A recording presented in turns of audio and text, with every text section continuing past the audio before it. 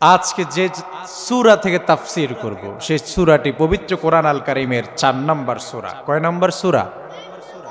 ৪ নম্বর। ৪ নম্বর সূরা। সূরাটির নাম হচ্ছে সূরাতুন নিসা। এই সূরাতুন নিসা এর ১ নম্বর আয়াত থেকে ইনশাআল্লাহ আমরা তাফসীর শুরু করছি। সকলে পড়ুন ইনশাআল্লাহ। আল্লাহ পাক রব্বুল আলামিন মহাগ্রন্থ পবিত্র কোরআন আল কারীমের ৪ নম্বর সূরা সূরাতুন নিসা এর প্রথম আয়াতে ১ নম্বর আয়াতে আল্লাহ পাক রব্বুল আলামিন ডেকে ডেকে বলেন, ইয়া আইয়ুহান নাসুত্তাকু রাব্বাকুমুল্লাযী খালাকাকুম মিন من نفس واحدة وخلق منها زوجها وبث منهما رجالا كثيرا ونساء আল্লাহ পাক রব্বুল আলামিন দুনিয়ার সকল মানুষদেরকে ডেকে ডেকে বলেন, ওই হে দুনিয়ার মানুষেরা, শুনো শুনো শুনো, আমি মহান রব গোটা দুনিয়াতে তোমরা যত মানুষ দেখতে পাচ্ছ সকল মানুষকে আমি রব্বুল আলামিন একজন থেকে সৃষ্টি করেছি। কয়জন থেকে? একজন। বলুন তো তিনি কে? একজন থেকে আল্লাহ পাক গোটা পৃথিবীর সকল মানুষকে সৃষ্টি করেছেন। তিনি কে? হযরত আদম আলাইহিস সালাতু ওয়াস সালাম। পৃথিবীর প্রথম পয়গম্বর, প্রথম মানুষ কে? হযরত আদম আলাইহিস সালাতু ওয়াস সালাম।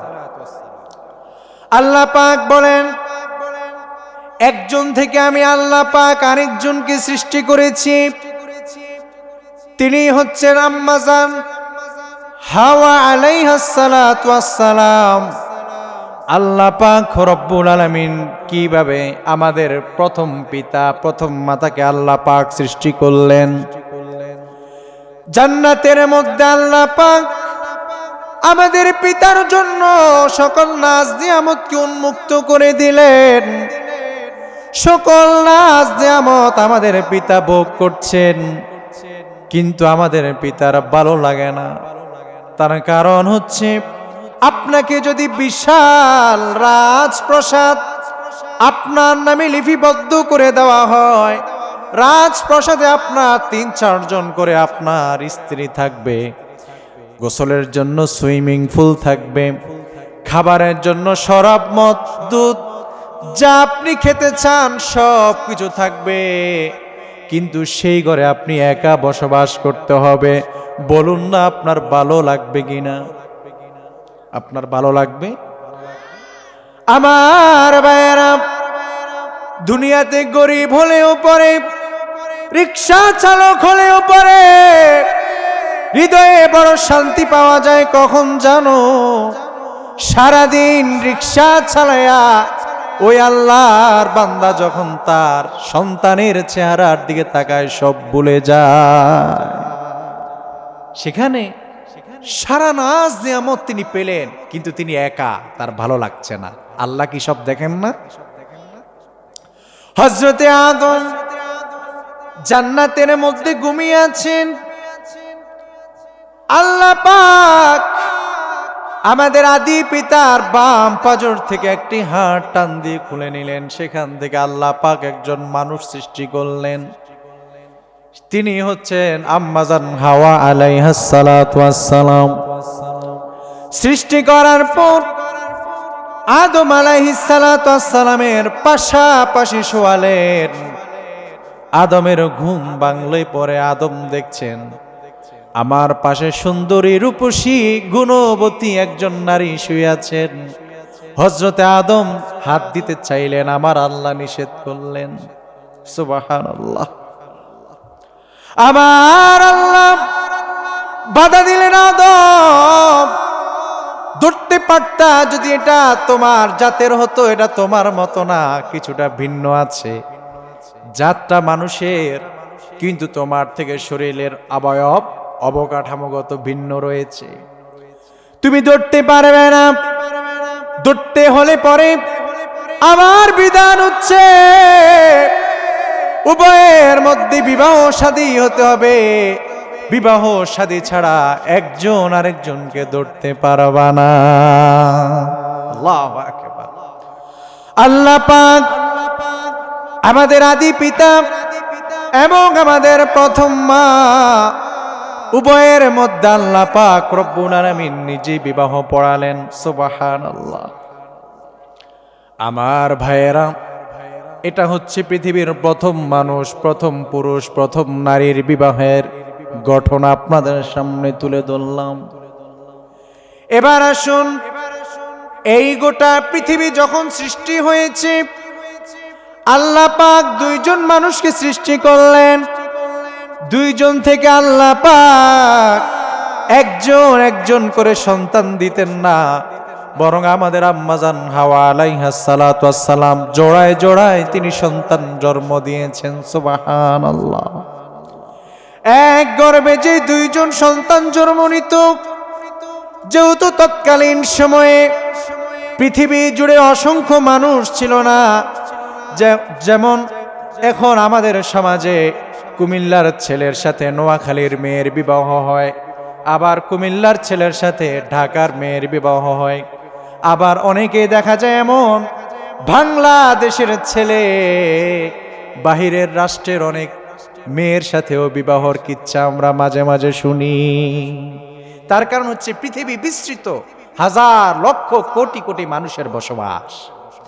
তৎকালীন সময়ে যেহেতু এত মানুষ হয়নি, সেহেতু এক গর্ভের সন্তানের সাথে আরেক গর্ভের সন্তানের বিবাহ হতো। আমার ভাইয়েরা, এভাবেই করে বিবাহের পদ্ধতি পৃথিবীতে যেদিন থেকে মানুষ সৃষ্টি হয়েছে সেদিন থেকেই আল্লাহর দেওয়া সিস্টেম হচ্ছে, একটা নারী এবং একটা পুরুষ একত্রে থাকতে হলে পরে অবশ্যই বিবাহ বন্ধনে আবদ্ধ হতে হবে। বিবাহ ছাড়া কোন নারী এবং পুরুষের মধ্যে যে সম্পর্ক তৈরি হয়, এই সম্পর্কের নাম হারাম সম্পর্ক। এই সম্পর্কের নাম কি? আমাদের সমাজে আজ কয়েকটি শব্দে এই সম্পর্কটা বড়ই নরমাল হয়ে গেছে। এক নাম্বার বলে গার্লফ্রেন্ড, মানে মেয়ে বন্ধু, বয়ফ্রেন্ড ছেলে বন্ধু, আবার বেস্ট ফ্রেন্ড, নাউজুবিল্লাহ। আপনাকে যদি আমি বলি, এই যে শব্দ চয়নের মাধ্যমে যুবকেরাও কত চালাক, শুনলে আপনি আশ্চর্যান্বিত হয়ে যাবেন। আল্লাহর দিনের পথে ডাকলে পরে দেখবেন তার মুখটা বড় বেজার হয়ে যায়। কিন্তু কোন যুবককে যদি আপনি প্রশ্ন করেন, তোমার জীবনে কোনো প্রেম ভালোবাসা রিলেশন আছে কিনা, কিছু থাকুক আর না থাকুক, আগে মুচকি একটা হাসি দিবে। তার কারণ হচ্ছে আল্লাহর দিনের প্রতি তার তেমন আকৃষ্টতা নাই, কারণ এটা আকৃষ্টতার জিনিস। থাকুক কিংবা না থাকুক, আগে তার মুখে একটা মুচকি হাসি দেখা যায়। তার কারণ হচ্ছে এটা আমাদের স্বভাবজাত একটি জিনিস, ঠিক কিনা? যেহেতু পৃথিবীর প্রথম মানুষ হযরত আদম আলাইহিস সালাতু ওয়াস সালাম, তিনি যখন ঘুম থেকে জাগলেন, তিনি দেখলেন পাশে আম্মাজান হাওয়া, তিনিই ধরতে গেলেন। তার মানে আমাদের প্রথম পিতা তিনি যদি একটি মেয়ে দেখলে পরে তিনি ধরতে যান, আল্লাহ বাধা দিতে হয়, তাহলে পরে আমাদের মধ্যে এই স্বভাব আসবে, এটাই স্বাভাবিক। আর এই স্বভাব যদি আমাদের ভিতরে না আসে, তাহলে পরে আমরা তো পুরুষই হইতে পারলাম। তার মানে এই স্বভাব আল্লাহ পাক আমাদেরকে সৃষ্টিগতভাবে দিয়েছেন, কিন্তু এটাকে সংযত করার নাম ঈমান। এটাকে সংযত করার নাম কি? এটা আল্লাহ পাক দিয়েছেন আমার ভিতরে। আল্লাহ পাক যে পদ্ধতি দিয়েছেন, সেই পদ্ধতি মতো এই জীবনকে পরিচালনা করার নাম হচ্ছে ঈমান। আমার ভাইয়েরা, পৃথিবীতে শুরু থেকে শেষ পর্যন্ত নারী এবং পুরুষ মেলামেশার জন্য, একত্রে থাকার জন্য একমাত্র বৈধ পদ্ধতি হচ্ছে বিবাহ। বিবাহ ছাড়া যত পদ্ধতি আছে সব হচ্ছে অবৈধ সম্পর্ক এবং অবৈধ রিলেশন। আমার ভাইয়েরা, আল্লাহর হাবিব সাল্লাল্লাহু আলাইহি ওয়াসাল্লাম আমাদের যুবকদের পিতা মাতাদেরকে, যুবক যুবতীদের পিতা মাতাদেরকে বারবার আল্লাহর হাবিব বলেছেন, তোমাদের সন্তানদের যখন যৌবন তাদের ভিতরে পদার্পণ করবে, তাহলে পরে তুমি তোমার সন্তানের অবস্থা বুঝবে। তোমার সন্তান যদি দেখো চরিত্রকে বিসর্জন দিয়ে দিচ্ছে, চরিত্রকে হেফাজত করতে তোমার সন্তান অক্ষম, তুমি তো তোমার সন্তানের চলাফেরা দেখলে পরে বুঝবে, তাহলে পরে বিয়ের ব্যবস্থা করে দাও। এটা হচ্ছে আল্লাহর হাবিব সাল্লাল্লাহু আলাইহি সাল্লামের সরল বিধান। কারণ আমাদের সমাজে অনেক হুজুরা দেখবেন বলবে বালেক হলে পরে বিয়ে দিয়ে দাও। আরে ভাই, বালেক হলে পরে বিয়ে দেওয়া এটা কোন হাদিস আছে? আল্লাহর হাবিব সাল্লাল্লাহু আলাইহি সাল্লাম হাদিসের সারাংশ অর্থ মর্ম বুঝতে হবে। আল্লাহর হাবিব সাল্লাল্লাহু আলাইহি সাল্লাম নিজেই বিবাহ করেছেন 25 বছর বয়স। তাহলে পরে বালেক হলে পরেই বিয়ে নয়, বালেক হওয়ার পরে তার ভিতরে আকল ঢুকতে হবে, সংসার বুঝতে হবে, এরপরে সে তার নিজের শারীরিকভাবে তার সক্ষমতা থাকতে হবে, এরপরেই তো তার বিবাহ। আমার ভাইয়েরা, পৃথিবীতে আল্লাহ পাক আদম থেকে মুহাম্মদ সাল্লাল্লাহু আলাইহি ওয়াসাল্লাম পর্যন্ত যত নবী পাঠিয়েছেন, কোন নবী বিবাহহীন ছিলেন না, সকল নবীরা বিবাহ করেছেন। কোরআন সুন্নাহ গবেষণা করলে দুইজন নবীর নাম আলাদা করে পাওয়া যায়। যেমন একজন হযরত ইয়াহইয়া আলাইহিস সালাতু ওয়াস সালাম, তিনার জীবনী দেখলে পরে দেখা যায় তিনি বিবাহ করেননি। আরেকজন হচ্ছেন সাইয়্যিদিনা হযরত ঈসা আলাইহিস সালাতু ওয়াস সালাম। কিয়ামতের পূর্বে যেহেতু তিনি আবার এই দুনিয়ায় আসবেন, আসলে পরে তিনি এই দুনিয়ায় বিবাহ করবেন কিনা সেটা আমরা জানি না, কোরআন সুন্নাহে সেটা উল্লেখ নাই, সেহেতু আমরা এই বিষয়ে আলোচনা করার ক্ষমতাও রাখি না। আমার ভাইয়েরা, আল্লাহ পাক রব্বুল আলামিন পবিত্র কোরআন আল কারীমের 13 নম্বর সূরা সূরাতুর আর-রাদের 38 নম্বর আয়াতে আবার আল্লাহ পাক রব্বুল আলামিন বললেন, ওয়ালাকাদ আরসালনা রুসুলাম মিন ক্বাবলিকা ওয়া জাআলনা লাহুম আজওয়াজাও ওয়া যুররিয়া। আল্লাহ পাক বললেন, ওগো নবী,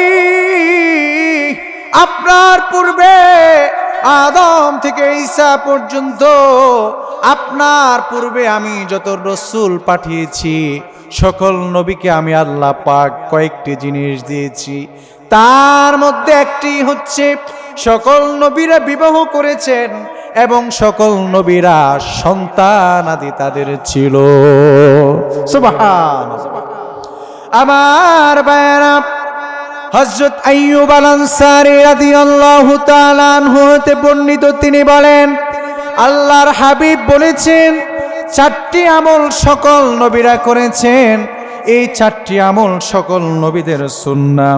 আরবাউম মিন সুনানিল মুরসালিন, এই 4টি আমল সকল নবীদের আমল, এই 4টি আমল সকল নবীদের সুন্নাহ।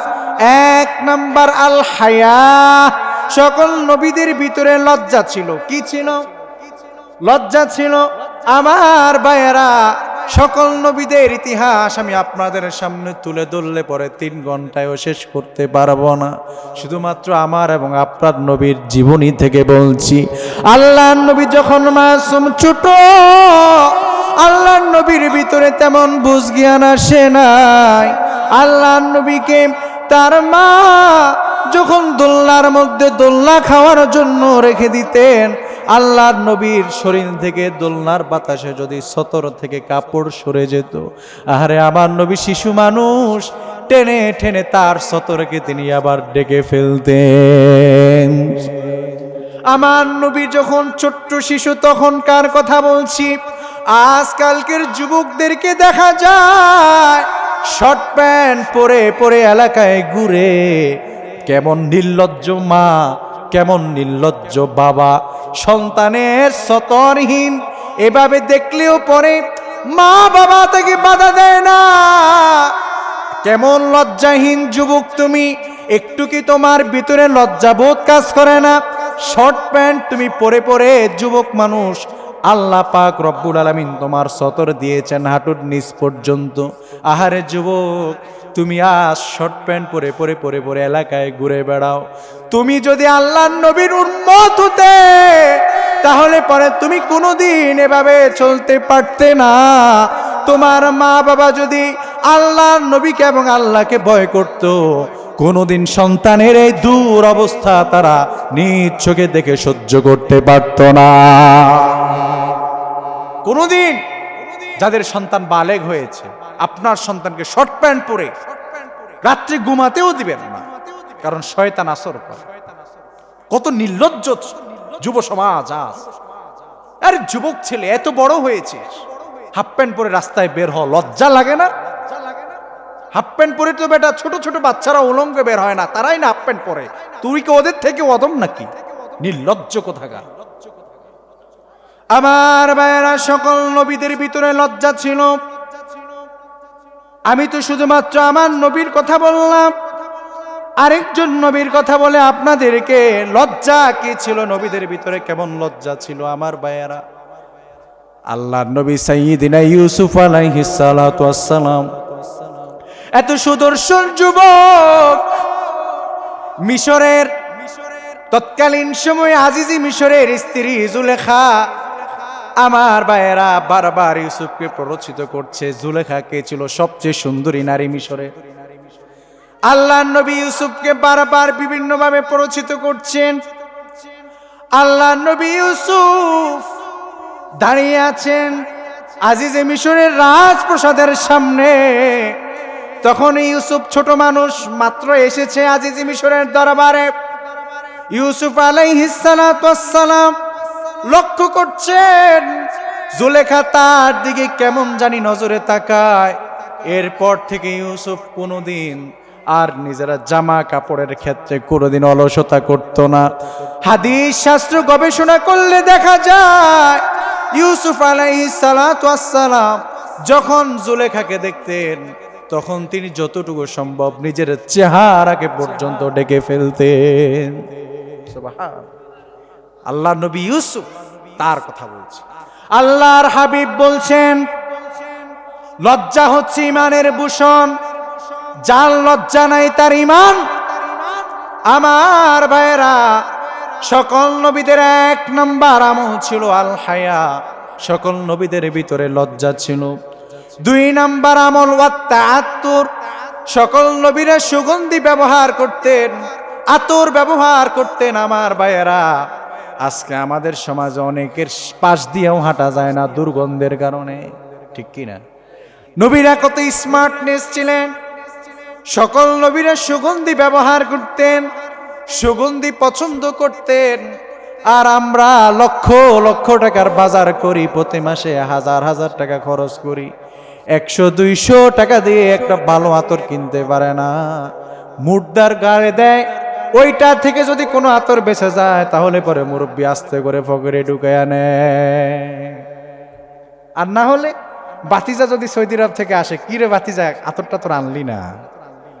নিজের যে পকেট থেকে কয়েক টাকা খরচ করে একটা আতর কিনবে, ওই সুযোগ মুরব্বীর হয় না, ঠিক কিনা?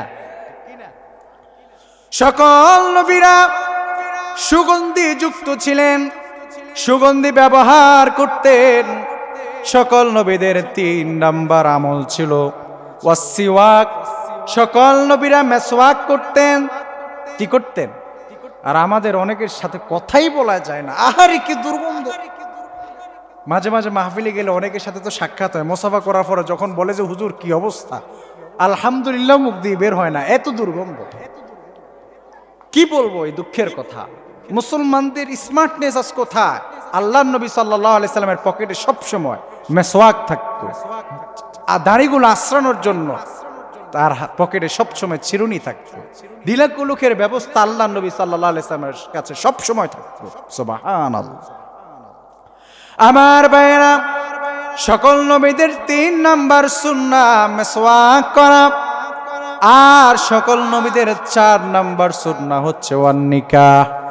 সকল নবীরা বিবাহ করেছেন। সুবহানাল্লাহ।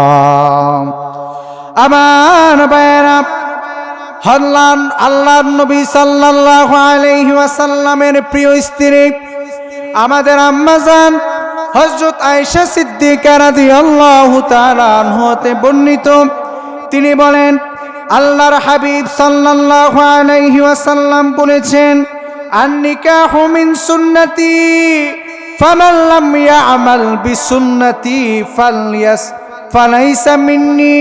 আল্লাহর নবীর স্ত্রী আম্মা জান আয়েশা বলেন, আল্লাহর হাবিব বলেছেন সকল নবীদের সুন্নাহ হচ্ছে বিবাহ করা, অতএব কেউ যদি আল্লাহর নবীর এই সুন্নতকে অনুসরণ না করে, বিবাহ না করে, আল্লাহর নবীর এই সুন্নত যদি সে আদায় না করে, আম্মা জান আয়েশা বলেন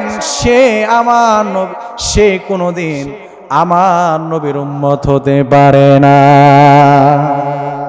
আমাদের সমাজে দেখবেন অনেকে ফকিরি করে, কয়দিন পরে একটা লাল শালু পরে দরবারে দরবারে ঘুরে বেড়ায়। যদি বলি ভাই বিয়ে শাদী করলেন না, বলে আরে এই জগতে আমি আসি নাকি? ঠিক কি না?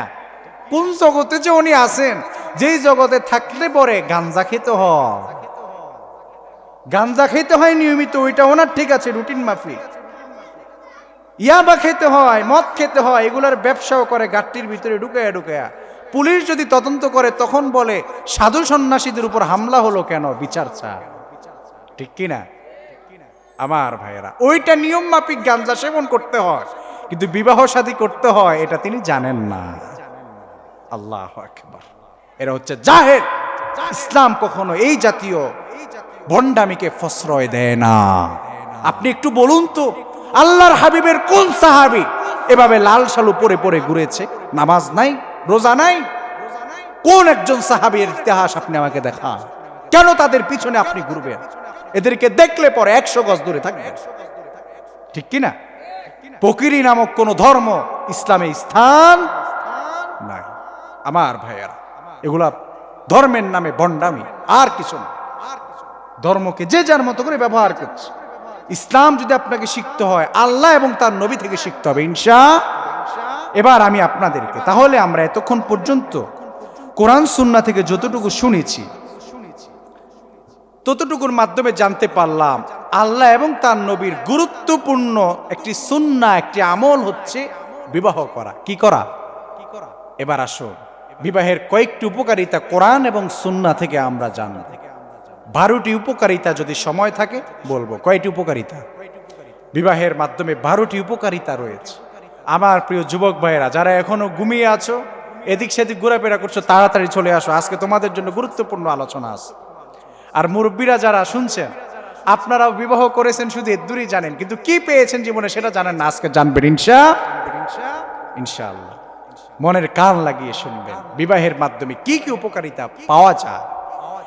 বিবাহের মাধ্যমে 1 নাম্বার উপকারিতা হচ্ছে বিবাহের মাধ্যমে চোখ এবং লজ্জাস্থানের হেফাজত হয়। চোখ এবং লজ্জাস্থানের, পৃথিবীতে নারী গঠিত, নারী সংশ্লিষ্ট যত অপরাধ গঠিত হয়, সকল অপরাধের সাথে চোখ এবং লজ্জাস্থান জড়িত। ঠিক কি না? মানুষ আগে চোখে দেখে, এরপর ভালো লাগে, এরপর সে তার পরবর্তী সর্বনিম্ন স্তরে সে পৌঁছে যায়। জন্য বিবাহের মাধ্যমে 1 নম্বর উপকারিতা হচ্ছে চোখ এবং লজ্জাস্থানের হেফাজত হয়। হযরতে আব্দুল্লাহ ইবনে মাসউদ রাদিয়াল্লাহু তাআলা আনহু হতে বর্ণিত, তিনি বলেন আল্লাহর হাবিব দুনিয়ার সকল যুবকদেরকে, দুনিয়ার সকল যুবতীদেরকে উদ্দেশ্য করে আল্লাহর হাবিব বলছেন, ইয়া মাশারাশ শাবাব মান ইসতাতাআ মিনকুমুল বাতা ফালইয়াতাযাওয়াজ ফাইন্নাহু ওয়াকাত্তু লিল বাসর ওয়া আহসানুল ফারজ। আল্লাহর হাবিব সাল্লাল্লাহু আলাইহি ওয়াসাল্লাম বলেছেন, ওহে যুব সমাজ, ওহে যুবতীরা, ওহে যুবকরা, তোমাদের যাদের বিবাহের সামর্থ্য হয়েছে তোমরা বিবাহের বন্ধনে আবদ্ধ হয়ে যাও, কেননা বিবাহের মাধ্যমে চোখ এবং লজ্জাস্থানের হেফাজত হয়ে যায়। সুবহানাল্লাহ। আল্লাহর হাবিব বলছেন, ওয়ামান লাম ইয়াস্তাতি ফাআলাইহি বিসসাওম। যদি তোমার সামর্থ্য না থাকে, তোমার ইনকাম না থাকে, তোমার ওই পরিমাণ আয় রোজগার না থাকে, আল্লাহ তাআলার হাবিব বলছেন তাহলে পরে ফাআলাইহি বিসসাওম, তাহলে পরে তুমি রোজা রাখো। সুবহানাল্লাহ। কেন তুমি রোজা রাখবা? ফাইন্নাহু লাহু উজা, কেননা রোজার মাধ্যমে নিজের যৌবনকে কন্ট্রোল করা যায়, যৌন শক্তিকে অবদমন করা যায়। আল্লাহু আকবার। তাহলে পরে আমরা জানলাম আল্লাহর হাবিব দুনিয়ার সকল যুবকদেরকে উদ্দেশ্য করে বলছেন, তোমার ভিতরে যখন যৌবন পদার্পণ করবে, যদি তুমি তোমার যৌবনকে কন্ট্রোল করতে না পারো, গুনাহের পথে অগ্রসর হইও না, সামর্থ্য যদি থাকে তাহলে পরে তুমি বিবাহে বন্ধনে আবদ্ধ হয়ে যাও। আর যদি তোমার সামর্থ্য না থাকে তাহলে পরে তুমি রোজা রাখো, কেননা রোজা রাখার মাধ্যমে তুমি অন্য জিনার কাছ থেকে তুমি বিরত থাকতে পারবে। আমার ভাইয়েরা, স্বামী স্ত্রী তো তারা একে অপরকে, আপনার ঘরে যদি স্ত্রী থাকে, পরনারীর প্রতি আপনার নজর কখনো যাবে না। এজন্য বিবাহ করার ক্ষেত্রে অবশ্যই সুন্দরী, রূপসী, গুণবতী, যাকে দেখলে আপনার মায়া জাগবে, এরকম একজন স্ত্রীকে আপনার জন্য যাচাই বাছাই করা অতীব গুরুত্বপূর্ণ। আমার ভাইয়েরা, বিবাহের ক্ষেত্রে অবশ্যই এই বিষয়গুলো লক্ষণীয়, কারণ আপনার ঘরে যদি স্ত্রী থাকে, আপনি টপ টু বটম কি দেখতে চান সব তো আপনার ঘরেই আছে, পরনারীর দিকে আপনার নজর যাওয়ার কোনো সম্ভাবনা। এজন্যই আল্লাহ তাআলা পবিত্র কোরআন আল কারীমের 2 নম্বর সূরা সূরাতুল বাকারার 187 নম্বর আয়াত আল্লাহ পাক রব্বুল আলামিন বলছেন, হুন্না লিবাসুল লাকুম ওয়া আনতুম লিবাসুল লাহুন্না। আল্লাহ পাক রব্বুল আলামিন বলছেন, তোমরা তাদের জন্য পোশাক, তারা তোমাদের জন্য পোশাক। মানে হচ্ছে স্বামী এবং স্ত্রী একে অপরের লজ্জা, একে অপরের হায়া, একে অপরের বিতর্কত সকল গোপনীয় বিষয়গুলো একে অপরের মধ্যে গোপন রাখবা।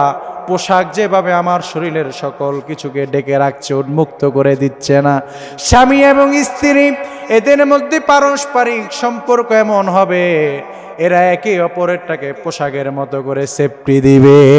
আল্লাহু আকবার। আল্লাহ পাক রব্বুল আলামিন এই যে পোশাকের এই ব্যাখ্যা, এটা শুধু এখান পর্যন্ত ক্ষান্ত নয়। আপনার স্বামী চরিত্রে ঠিক নাই, চরিত্রের হেফাজত করতে পারে না, আপনার স্বামী খারাপ, তারপরেও আপনি তার দোষগুলোকে গোপন করবেন। অনেক মা বোনদেরকে দেখা যায় নিজের স্বামীর ব্যাপারে রাস্তায় ঘুরে ঘুরে ঘুরে ঘুরে বিভিন্ন পথ ঘাটে তিনি তার বান্ধবীদের সাথে তিনি তার স্বামীর বিরুদ্ধে কথা বলে, আছে না নাই? এই নারীগুলো কখনো সতী এবং ভালো স্ত্রী হতে পারে না। এবং কোন স্বামী সেও তার স্ত্রীর গোপন বিষয়গুলো, গোপন চরিত্রগুলো কোনোদিন সে সৎ স্বামী কোনোদিন অপরের সামনে তুলে ধরে। হাজারটা অপরাধ করবে স্বামী, হাজারটা অপরাধ করবে স্ত্রী, একে অপরের এই গোপন বিষয়গুলো আপনি যদি তৃতীয় পক্ষকে জানিয়ে দেন, সেই তৃতীয় পক্ষের গাড়ে যে চাপবে সে হচ্ছে শয়তান। এজন্য যেদিন দেখবেন সংসারে কখন অশান্তি শুরু হয় জানেন, যখন দেখবেন সংসারের বিচার বাহিরে চলে গেছে, সেই সংসারে কোনোদিন আর শান্তি ফিরে আসে না, ঠিক কি না? যেই সংসারের 2 স্বামী স্ত্রীর মধ্যে বেজাল লেগে গেছে, আর এই বেজাল সমাধান করার জন্য তৃতীয় পক্ষকে লেগেছে, ওই দিনই সমাজে, ওই দিনের ওই সংসারের শান্তি শেষ। এবং কি যদি পিতা মাতাকেও লাগে, তারপরেও অনেক ক্ষেত্রে অনেক সমস্যার সম্মুখীন হতে হয়। এজন্য স্বামী স্ত্রীর বিষয়গুলো গোপন রাখবেন, একজন আরেকজনের সকল বিষয়কে গোপন রাখবেন। ঝগড়া হবে, কথা বনাবনি হবে না, কিন্তু সেটা যেন এই বিচার যেন এই গলার আওয়াজ যেন বাহির পর্যন্ত না যায়। দরজা লাগিয়ে ইচ্ছা মতো ঝগড়া করেন একজন আরেকজনের সাথে, এটা হচ্ছে প্রেমময় ভালোবাসার না। আমার ভাইয়েরা, আল্লাহর হাবিব আল্লাহ তাআলা কোরআন আল কারীমে বলছেন, তোমরা একে অপরের জন্য পোশাক। আর আল্লাহর নবী বলেছেন, বিবাহের মাধ্যমে চোখ এবং লজ্জাস্থানের হেফাজত হয়। আমার ভাইয়েরা, তার মানে বিবাহের 1 নাম্বার উপকারিতা হচ্ছে বিবাহের মাধ্যমে চক্ষু এবং লজ্জাস্থানের হেফাজত হয়ে যায়। সুবহানাল্লাহ। বিবাহের দুই নাম্বার বৈশিষ্ট্য, বিবাহের মাধ্যমে মানুষ জীবনের শ্রেষ্ঠ সম্পদ অর্জন করে। আল্লাহু আকবার। আমার ভাইরা, বিবাহের মাধ্যমে মানুষ দুনিয়ার শ্রেষ্ঠ সম্পদ অর্জন করে। আল্লাহর নবী সাল্লাল্লাহু আলাইহি ওয়াসাল্লাম বললেন, আদ-দুনিয়া কুল্লুহা মাতা ওয়া খায়রু মাতা'id দুনিয়া আল মারআতুস সালিহা। আল্লাহর নবী বললেন, এই গোটা দুনিয়াটা হচ্ছে ভোগের জায়গা, এই গোটা দুনিয়াটা হচ্ছে ভোগ্য বস্তু মাত্র। আর এই দুনিয়াতে সবচেয়ে দামি সম্পদ কি জানো? এই দুনিয়াতে সবচেয়ে দামি সম্পদ হচ্ছে একজন নেককার স্ত্রী। আল্লাহু আকবার। একজন নেককার স্ত্রী, তিনি হচ্ছে দুনিয়ার সবচেয়ে দামি সম্পদ। আল্লাহু আকবার। আমার ভাইয়েরা, আমরা তো সম্পদ বলতে বুঝি জায়গা, সম্পদ বলতে বুঝি বাড়ি, সম্পদ বলতে বুঝি গাড়ি। আরে ভাই, আপনি কোটিপতি হন, কোটি কোটি টাকার মালিক হন, ঘরের বউ যদি খারাপ হয় তাহলে পরে কোটি কোটি টাকার মালিক হলেও পরে শান্তি খুঁজে পাবেন না। আর আপনি যদি রিক্সা চালক হন, আপনি যদি ভিক্ষাও করেন, আপনার ঘরে স্ত্রী যদি ভালো হয়, আপনার মতো সুখী পৃথিবীতে আর কেউ নাই। এজন্য একজন নেককার স্ত্রী, এটা খুব সেন্সিটিভ একটা বিষয়। আমার যুবক ভাইয়েরা, ভালোবাসার বিষয় এটা নয়। ভালোবাসলা 2-3 দিন, কলেজে গেলা, গুল্লা পিল্লা আর বিয়ে করে নিয়ে আসলা, আর মনে করলে এটাই তো জীবন। না রে ভাই, বিবাহ এক গুরুত্বপূর্ণ বিষয়ের নাম। তোমার স্ত্রী দুনিয়ার শ্রেষ্ঠ সম্পদের নাম। আর আল্লাহর হাবিব বলেছেন, একজন নেককার স্ত্রী হচ্ছে দুনিয়ার শ্রেষ্ঠ সম্পদ। কেননা একজন নেককার স্ত্রী যদি চায়, সে তার বদকার স্বামীকে নেককার বানাতে পারে। আবার একজন নেককার স্বামী যদি চায়, তার স্ত্রী বদকার হলেও পরে সে তার স্ত্রীকে নেককার বানাতে পারে। আমার ভাইয়েরা, এজন্য একজন নেককার স্ত্রী, তিনি হচ্ছে দুনিয়ার শ্রেষ্ঠ সম্পদ। আল্লাহর হাবিব আনো বলেছেন, মান রাযাকাহুল্লাহু ইমরাআতান সালিহাতান ফাকাদ আ'আনাহু আলা শাতরি দীনি। যে ব্যক্তি একজন নেককার স্ত্রী পেয়ে গেল, আল্লাহর হাবিব বলেছেন, সে যেন আল্লাহর দ্বীনের অর্ধেক নিয়ামত সে পেয়ে গেল। আল্লাহু আকবার। আল্লাহর দ্বীনের অর্ধেক সে পেয়ে গেল। কয়জন স্ত্রী? একজন নেককার স্ত্রী যদি আপনার কপালে জুটে যায়। আল্লাহু আকবার। নামাজ, রোজা ইত্যাদি যত ইবাদত আছে, এই ইবাদতগুলো আমাদের জীবনের দিনকে অর্ধেক করে রাখে। আর একজন নেককার স্ত্রীর মাধ্যমে আমার এবং আপনার দিন পরিপূর্ণ হয়ে যায়। আল্লাহু আকবার। আমার ভাইয়েরা, আল্লাহর হাবিব সাল্লাল্লাহু আলাইহি ওয়াসাল্লাম হাদিসের মধ্যে আরো বলেছেন, দুনিয়াতে সৌভাগ্যবান ব্যক্তি, আমরা তো বলি না, যদি কেউ 10 টাকা ইনকাম করে, কয়েক টাকার মালিক হয়, তাহলে বলি ভাই আপনি খুব ভাগ্যবান, বলে না? কয়েক টাকার ইনকামের বিনিময়ে আমরা তাকে ভাগ্যবান বলে সার্টিফাই করি। কিন্তু আল্লাহর হাবিব বলেছেন, এই 4টি জিনিস তুমি যদি দুনিয়ার কারো কাছে দেখো, তাহলে মনে করবা সে হচ্ছে সবচেয়ে বড় ভাগ্যবান। আল্লাহু আকবার। কয়টি জিনিস? সৌভাগ্যের প্রতীক এই 4টি। সৌভাগ্যের প্রতীক কয়টি? 4টি। আল্লাহর হাবিব বলছেন, আনবাউম মিনাস সাআদা। সৌভাগ্যের প্রতীক 4টি। 1 নাম্বার আয-যাওজাতুস সালিহা। একজন নেককার স্ত্রী যদি আপনার কপালে থাকে, তাহলে বুঝবেন আপনি সৌভাগ্যবান। আল্লাহু আকবার। 2 নম্বরে ওয়াল মাসকানুল ওয়াসি'। প্রশস্ত বাড়ি। শহরের বাড়িগুলোর দিকে তাকালে পরে দেখা যায় চিপা চাপায় অলিতে গলিতে, একটু বের হওয়ার সুযোগ নাই। একটু যদি ভূমিকম্প হয় তাহলে পরে দৌড়াইয়া যে কোনো একটা জায়গায়, নিরাপদ জায়গায় আশ্রয় নেবে, সে জায়গাটাও না। বাড়ি কেন প্রশস্ত লাগবে? বাড়ি কেন চিপা ছাপা আল্লাহর হাবিব পছন্দ করতেন না? তার কারণ হচ্ছে, চিপা ছাপা যদি বাড়ি হয় তাহলে পরে 1 নাম্বার ক্ষতি হচ্ছে নারীদের পর্দার বিঘ্নতা ঘটে। ঠিক কিনা? চিপা ছাপা যদি বাড়ি হয়, ধরেন 3 ভাই এক জায়গায় থাকে, তাহলে পরে বলুন তো, চাইলেও কি এক ভাইয়ের বউ আরেক ভাইয়ের সাথে সাক্ষাৎ না করা সম্ভব? কি সম্ভব না। এরপরে একটি বাড়িতে যদি একদম ঘেঁষাঘেঁষি করে অনেকগুলা বাড়ি থাকে, দেখবেন একটা মহিলারও পর্দা নাই, একটা ছেলেরও পর্দা নাই, একটা যুবকেরও পর্দা নাই। এজন্য আল্লাহর হাবিব বলছেন প্রশস্ত জায়গা, যেখানে একটা লম্বা উঠান থাকবে, যেখানে তোমার অনেক কিছু থাকবে। মোট কথা হচ্ছে তোমার স্ত্রী যদি চায়, সে এই জায়গার মধ্যে সে তার পর্দা মেনটেন করে চলতে পারে। সুবহানাল্লাহ। এজন্য আল্লাহর হাবিব বলছেন সৌভাগ্যের প্রতীক হচ্ছে সে দুনিয়াতে তার জন্য এক প্রশস্ত বাড়ি রয়েছে। সুবহানাল্লাহ। দ্বিতীয় নাম্বার, প্রশস্ত বাড়ি থাকলে পরে আপনার সন্তানের মন মানসিকতা একগুয়ামি হয়ে যায় না। আপনার সন্তান উন্মুক্তভাবে চিন্তা করতে পারে এবং আপনার সন্তানের চিন্তাশীলতা, সৃজনশীলতা দিন দিন বৃদ্ধি পেতে থাকে। আর আপনি আপনার সন্তানকে যদি বন্দি করে রাখেন 2-3-4 দেয়ালের ভিতরে, তাহলে পরে দুনিয়াও বুঝবে না, কিচ্ছু বুঝবে না, সে তার ব্রেন সেই জায়গা পর্যন্ত ক্ষান্ত হয়ে যাবে। এজন্য আল্লাহর হাবিব বলেছেন সৌভাগ্যের 2 নাম্বার প্রতীক হচ্ছে একটি প্রশস্ত বাড়ি। 3 নাম্বার, ওয়াল জারুস সালিহ, নেককার প্রতিবেশী। যদি আপনার প্রতিবেশী নেককার হয়ে যায়, তাহলে পরে আর কোনো ঝামেলা থাকে না।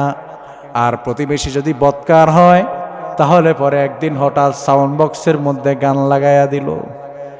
আপনি নেককার, আপনার প্রতিবেশী বদকার, আপনি গান শুনেন না, বদকার প্রতিবেশী থাকার কারণে সাউন্ড বক্সে গান লাগাইয়া দিছে।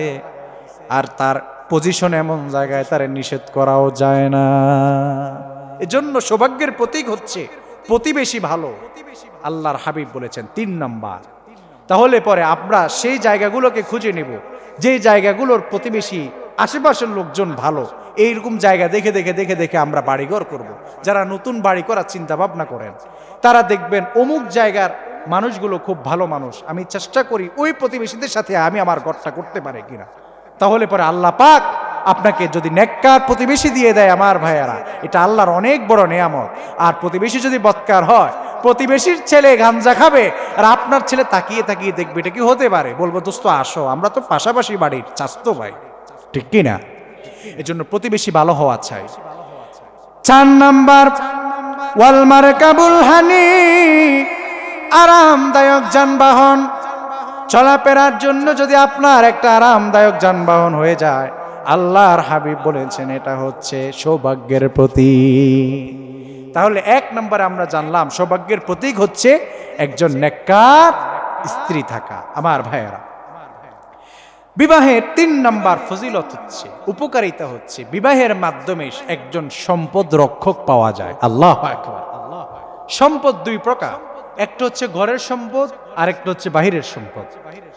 পুরুষ তো তার বাইরে জায়গা সম্পদ বলেন ইত্যাদি ইত্যাদি যা কিছু আছে ব্যবসা বাণিজ্য সব তিনি যাচাই বাছাই করছেন, দেখে রাখছেন। আপনার ঘরের মধ্যে আপনার মা বাবা, এটা আপনার দুনিয়ার শ্রেষ্ঠ সম্পদ। আপনার ঘরে মা বাবা আছে, আপনার সন্তানাদি আছে, এটা আপনার জন্য শ্রেষ্ঠ সম্পদ। আমার ভাইয়েরা, আপনি যদি এখন আপনি বাহিরে চলে গেলেন কামাই রুজির জন্য, আপনার ঘরে দামি মা বাবা আছে, সন্তানাদি আছে, এখন আপনার স্ত্রী যদি আপনার পিতামাতার খেদমত না করে, এখন অনেক মুফতি সাহেব বের হয়েছে, তারা বলে কোনো বউয়ের উপর এটা ফরজ না শ্বশুর শাশুড়ির খেদমত করা। বলে শুনছেন কিনা আপনারা? অনেক মুফতিরা, ডিজিটাল মুফতিরা ফেসবুকে এসে বলে কোনো বউয়ের জন্য এটা ফরজ না, কোরআন হাদিস আল্লাহ কোথাও বলে নাই এটা ফরজ। একজন বউ কেন তার শ্বশুর শাশুড়ির খেদমত করবে, বরং প্রত্যেক সন্তান তার পিতামাতার খেদমত করবে, এটাই ফরজ। একটি ভুল ব্যাখ্যা জাতির সামনে উত্থাপন করা হলো। ব্যাখ্যাটা ঠিক আছে, কথা ঠিক আছে, কিন্তু উদ্দেশ্য তার ভিন্ন। আমার ভাইয়েরা, অথচ কোরআন এবং সুন্নাহ যদি গবেষণা করেন, ফোকায়ে কেরামের সকল ফতোয়া যদি আপনি দেখেন, তাহলে পরে এটা পাওয়া যায়, স্বামী যদি বাইরের কাজের জন্য, এই সংসারের সুখের জন্য স্বামী বাইরে থাকে, তাহলে পরে ঘরের ভিতরে রেখে যাওয়া সকল সম্পদ এটা স্ত্রীর কাছে আমানত। এটা স্ত্রীর কাছে, যেই পিতামাতা আমার, সেই পিতামাতা যেহেতু আমি আমার স্ত্রীর কাছে আমানত রেখে যাচ্ছি, অতএব ওই স্ত্রী আমার পিতামাতার সাথে খেয়ানত করার কোনো সুযোগ, তাহলে পরে আমানত রক্ষা করা কি ফরজ? আমানত রক্ষা করা কি?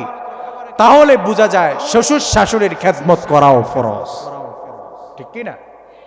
চলছাতুরি করার সুযোগ আছে মেয়া আমার ভাইয়ারা। তাহলে পরে বুঝলাম বিবাহের মাধ্যমে একজন সম্পদ রক্ষক পাওয়া যায়। আমার ভাইয়ের, আপনার ঘরে রেখে যাওয়া সকল সম্পদ তিনি রক্ষা করবেন। আর আপনি বাহিরে চলে গেলেন তার সুখের জন্য।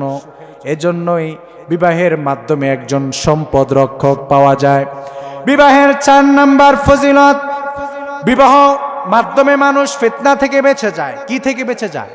ফিতনা থেকে বেঁচে যায়। আল্লাহর হাবিব সাল্লাল্লাহু আলাইহি ওয়াসাল্লাম বলেছেন, মা তারাকতু বাদি ফিতনাতান আদাররু আলার রিজালি মিনান নিসা। আল্লাহর হাবিব বলেছেন, আমি মৃত্যুর পূর্বে আমার উম্মতের জন্য শ্রেষ্ঠ ফিতনা যেটা রেখে যাচ্ছি সেটা হচ্ছে নারী সমাজ। কারা? আল্লাহর হাবিব বলেছেন, আমি মৃত্যুর পূর্বে আমার উম্মতের জন্য শ্রেষ্ঠ ফিতনা হচ্ছে নারী। আমার ভাইয়েরা, কোন ছাত্র যদি ছাত্র জীবনে কোনো মেয়ের ফাঁদে পড়ে যায়, ওর ছাত্র জীবন ধ্বংস, ওই ছাত্র জীবনেও ভালো কিছু করতে পারবে না। আমি এটা কাগজ কলমে স্বর্ণাক্ষরে লিখে দিব। আমি যত ছাত্র দেখেছি, অধিকাংশ স্কুল কলেজের ছাত্র এখন নষ্ট হয় শুধুমাত্র মেয়ের ফাঁদে পড়ার কারণে। যেই ছাত্র জীবনে কোনো মেয়ের ফাঁদে পড়লো তো ওই ছাত্র জীবনে সফলতা অর্জন করতে পারবে না। যেই ব্যবসায়িক জীবনে কোনো মেয়ের ফাঁদে পড়লো, ওই ব্যবসার জীবনে বারাকা লাভ করতে পারবে না। আমার ভাইয়েরা, যেই রাজনীতিবিদ রাজনীতি করার সময় রাজনীতিবিদ যদি কোনো মেয়ের ফাঁদে পড়ে যায়, ও রাজনীতিবিদ জীবনে কোনোদিন সফলতা অর্জন করতে পারবে না। আপনাদেরকে একটা বাস্তবতা দৃষ্টান্ত তুলে ধরছি। বিগত সরকারের আমলে একজন প্রতিমন্ত্রী ছিল, তার নাম ছিল ডাক্তার মুরাদ হাসান। ডাক্তার মুরাদ হাসানের মতো একজন প্রতিমন্ত্রী একটা নারী কেলেঙ্কারিতে পড়ে সে তার মন্ত্রিত্বের পদ পর্যন্ত হারিয়েছে। দ্বিতীয়বার এমপি পদে দাঁড়ালেও পরে মানুষ তাকে নির্বাচিত করে না। তার মানে নারী এমন একটি ফিতনার নাম, একজন মন্ত্রীকে মুহূর্তের মধ্যে ফকির বানিয়ে ছাড়ে। ঠিক কিনা? কোন নারীর ফান্দে পড়বা না। আমার যুবক ভাইয়েরা, তোমাদের পায়ে ধরে বলে, কোন নারীর ফান্দে পড়বা না। কারণ নারী এমন একটি জিনিসের নাম, তোমাকে মাতাল করে দেয়, পাগল করে দেয়। তুমি কার জন্য কাঁদো? যে মা, যে বাবা। আমি তো একদিন হসপিটালে যেখানে মাদের ডেলিভারি হয়, আমি ওই দিন থেকে আমার মায়ের প্রতি আমার ভালোবাসা সর্বাত্মক বেড়ে গেছে। আমি দেখতে পাচ্ছি, আমি যখন ডেলিভারি রুমের সামনে দিয়ে যাচ্ছি, মহিলার চিৎকার চেঁচামেচি আমি শুনছি। পাশেই ছিল একজন নার্স। জিজ্ঞেস করলাম, ম্যাডাম এখানে কি হচ্ছে? এইভাবে চিৎকার চেঁচামেচি কেন হচ্ছে? তিনি বললেন, এখানে ডেলিভারি হচ্ছে। বললাম, এইভাবে চিৎকার করে? সেদিন থেকে আমি আমার মায়ের কথা চিন্তা করলাম, আর একদিন তো আমিও আমার মায়ের গর্ভ থেকে এভাবে এই দুনিয়াতে এসেছি। আমার মা তো আমার জন্য এমনই কষ্ট করেছেন। যুবকরা, যেদিন বিয়ে করবা, যেদিন তোমার স্ত্রীর পেটে বাচ্চা আসবে, তোমার স্ত্রী দেখবে একবার ও পাশ করে তোমার স্ত্রী ঘুমাতে পারে না, খেতে পারে না। সেদিন বুঝবা তুমি দুনিয়াতে এমনি আসো নাই। দুনিয়াতে তোমার মা বাবা তোমার এমনি জন্ম দেয় নাই। সেই মেয়ের জন্য কেমন ছেলে তুমি, সেই মেয়ের জন্য, একটি মেয়ের জন্য জনম দুঃখিনী মাকে তুমি অপদস্থ করো, অপমান করো। একটু কি দিলে লাগে না? একটু কি দিলে বাধা দেয় না? তোমার বাবার কথা তুমি একটু চিন্তা করো। তুমি যেদিন খেতে পারো নাই, তুমি যখন পড়তে পারো নাই, কিছু বুঝো না, জানো না, যে বাবা, যে মা, বাবার কাছে তুমি আবদার করেছো, বাবা কোনোদিন নিজের পড়ার আগে তোমার শরীরের দিকে তাকিয়েছে, আমার সন্তান কি পড়েছে। ঈদের দিন বাবা মার্কেট করে নাই, তোমার জন্য মার্কেট ঠিকই করেছে। আহারে সন্তান, আজ বুঝি বয়স হয়ে গেছে, যৌবন চলে এসেছে, শরীর গরম হয়ে গেছে, মারেও ছিল না, বাবারেও ছিল না। এজন্যই আমি বলি, যেই সকল যুবকেরা তার মা বাবাকে ভুলে গিয়ে এই সকল নারীর ফিতনায় পড়ে আসক্ত হয়ে গেছে, এরা জীবনে কোনোদিন সফলতা অর্জন করতে পারে না। দেখবেন এরা জীবনে কোনোদিন, আমি এরকম ছেলে একটাকেও দেখি নাই যে জীবনে সফল হয়েছে। আজকে এই যে দেখছেন, এই ছোট মানুষ, আমাকে আপনারা কয়জনে চিনেন? বাড়ি কই আমার বাপ মার পরিচয়, বংশ পরিচয় আপনারা এখানে বসিয়েছেন। এতগুলো মানুষ সামনে বসে আছেন, সম্মানের চেয়ার এমনি এমনি হয়েছে। আমি যখন হিপস পড়ি, একদিন মায়ের পায়ে ধরে গিয়ে বললাম, মা আমার দ্বারা আর হিপস হবে না, কারণ আমার শয়তানে দললে যা হয় 17-18 পারা হয়েছে। বললাম, মা আর হবে না আমার পক্ষে, আমি পারি না, আমার পক্ষে সম্ভব না। ওস্তাদে একদিকে পিটায়, ওস্তাদের মায়ের জ্বালা, মায়ের পায়ে ধরছি। দেখেন, চিন্তা করেন। আমার মা বললেন, সন্তান রে, তোমার জন্য দোয়া করলাম। এই ইব্রাহিম এখনো পর্যন্ত জীবনে বলতে পারবে না মায়ের চোখে চোখ রেখে কোনোদিন চোখ বড় করে কথা বলছে, কোনোদিন না এই জীবনে। মায়ের কাছে পারবো না হিপস পড়তে, মায়ের পায়ে ধরছি, এরপরেও মার সাথে বেয়াদবি করি নাই, এরপরেও মাকে ধমক দেই নাই। এটা সেই ছেলে। আজ আল্লাহ তাআলা সে মায়ের দোয়ার বদৌলতে আল্লাহ আমাকে যা দিয়েছেন, আজীবন যদি আল্লাহর দরবারে সেজদায় পড়ে থাকি, ভাই শুকরিয়া আদায় করে শেষ করতে পারবো না। আমার ভাইয়েরা, এজন্য যুবকদেরকে পায়ে ধরে বলছি, জীবনে কোনোদিন কোনো নারীর ফান্দে পড়বা না, জীবনে কোনোদিন কোনো নারীর পেতনায় পড়বা না। আল্লাহর হাবিব বলেছেন, কোন অবিবাহিত পুরুষ অথবা কোনো নারী, কোনো মেয়ে যদি বিবাহের পূর্বে অবৈধ সম্পর্ক লিপ্ত হয়ে যায়, আল্লাহ তার দুনিয়ার জীবন থেকে 3টি জিনিস কেড়ে নেন। কয়টি জিনিস? 1 নাম্বার আল বারাকাহ, আল্লাহ পাক তার জীবন থেকে বরকত তুলে নিয়ে যান। জীবনে সে যত টাকা ইনকাম করুক না কেন, কোনো বারাকা সে খুঁজে পাবে না। জীবনে কোনোদিন সে তার সম্পদের মধ্যে বারাকা খুঁজে পাবে না। 2 নাম্বার, আল্লাহ পাক রব্বুল আলামিন তার হৃদয়কে সংকীর্ণ করে দেন। 3 নাম্বার, মৃত্যুর পূর্বে আল্লাহ পাক রব্বুল আলামিন তার জবানকে কালেমার জন্য প্রস্তুত করান না। তার জবানে কালিমা নসিব হয় না, কারণ জিনাকারের মুখে আল্লাহ পাক তার মহান সত্তার সে কালেমা আল্লাহ পাক মৃত্যুর সময় নসিব করান না। এই 3টি শাস্তি, মৃত্যুর পরে তার জন্য 3টি শাস্তি। 1 নাম্বার, আল্লাহর হাবিব তাকে উম্মত বলে পরিচয় দিবেন না। 2 নাম্বার, তৃষ্ণার্ত হলে পরে হাউজে কাউসারের নিকট গিয়ে আল্লাহ নবীর কাছে কাউসারের পানি চাইবে, আল্লাহ পাক রব্বুল আলামিনের হাবিব তাকে কাউসারের পানি দিবেন না। 3 নাম্বার, ফুলসিরাতের কিনারায় যখন পার হবে, তখন সে ফুলসিরাত পার হতে পারবে না, সেখানেই ছটকে সে পড়ে যাবে। এই তার জন্য নির্ধারিত জাহান্নাম। আমার ভাইয়েরা, একটু চিন্তা করুন আপনার জীবনের হালাত কি। যারা জীবনে লিপ্ত হয়ে গেছেন, আজকের এই মাহফিল থেকে তওবা করে বাড়িতে ফিরবেন। বাড়িতে যেতে যেতে ওই মেয়ের নাম্বারকে ব্লক লিস্টে রাখবেন। বাড়িতে যেতে যেতে ওই মেয়ের যত হিস্ট্রি আপনার মোবাইলে আছে সব ডিলিট করবেন। মনে রাখবেন ভাই, এই দুনিয়ার 60-70 বছরের জিন্দেগি তোমার জিন্দেগি নয়। এমন একটি জীবন তোমার সামনে অপেক্ষমান, যেই জীবন তোমার কোনোদিন শেষ হবে না। সেই জীবনকে প্রাধান্য দাও যুবক ভাইয়ারা।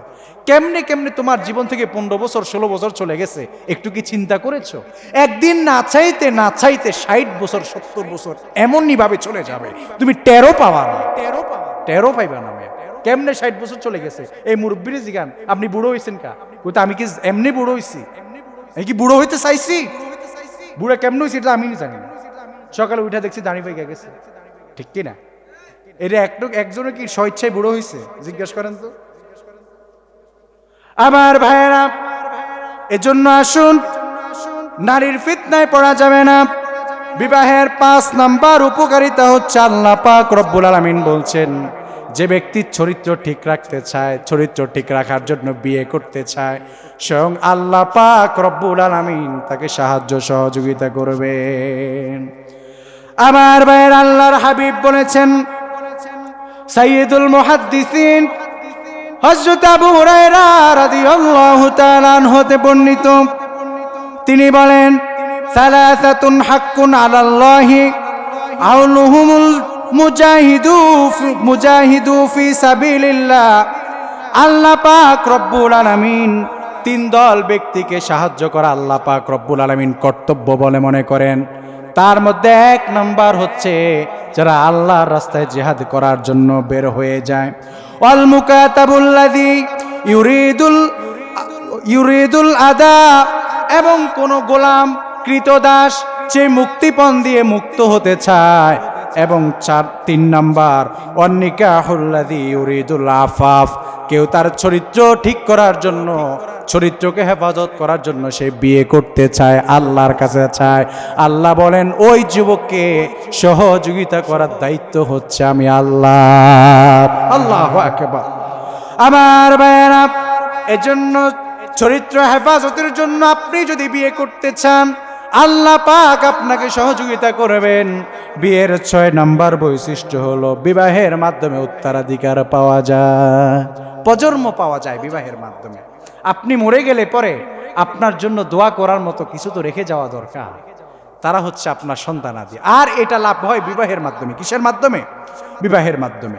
আল্লাহ পাক রব্বুল আলামিন পবিত্র কোরআনের 18 নম্বর সূরা সূরাতুল আল কাহফ এর 46 নং আয়াতে আল্লাহ পাক রব্বুল আলামিন বললেন, আল মালু ওয়াল বানুনা যিনাতুল হায়াতিদ দুনিয়া ওয়াল বাকিয়াতুস সলিহাতু খায়রুন ইনদা রাব্বিকা সাওয়াবাও ওয়া খায়রুন আমালা। আল্লাহ পাক বললেন, শুনো, দুনিয়ার সম্পদ, সন্তানাদি, স্ত্রী, পুত্র, যা কিছু আছে এগুলো আমি আল্লাহ পাক দুনিয়ার জন্য সাজিয়েছি। এগুলো দুনিয়ার অলংকার স্বরূপ। যেমন ভাবে একজন নারী তিনি যদি স্বাস্থ্য হয় তাহলে পরে তিনি যেমন অলংকার ব্যবহার করা লাগে, ঠিক তেমনি ভাবে এই দুনিয়াকে সাজানোর জন্য আমি আল্লাহ পাক তোমাদেরকে সন্তানাদি দিয়েছি। আর চূড়ান্ত সফলতা হচ্ছে তোমার নেক আমল যা তুমি অর্জন করবা। আল্লাহু আকবার।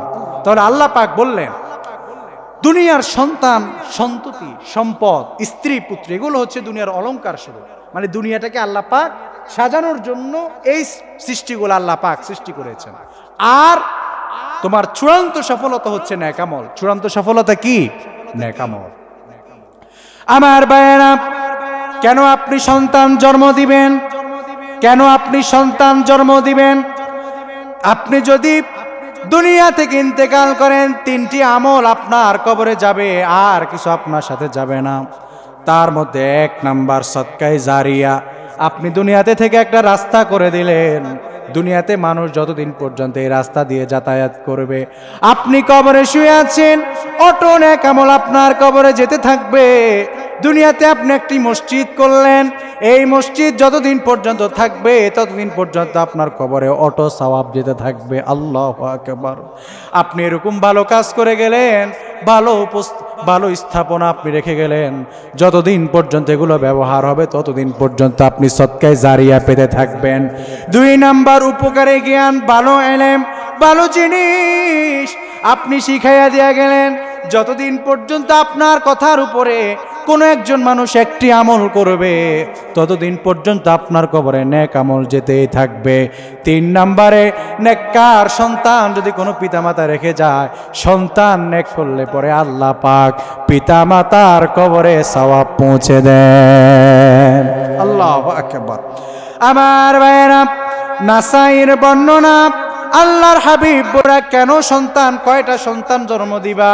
কারণ এখন আমাদের সমাজে দেখা যায় অনেকেই স্লোগান দেয় 2টি সন্তানের বেশি নয়, 1টি যথেষ্ট। আসেনি? এবং অনেকেই তো এটা মাশাআল্লাহ খুব ভালো মানে, 2-3টা সন্তান হলে, 2টা সন্তান হলে পরে আর নেয় না। আসেনি?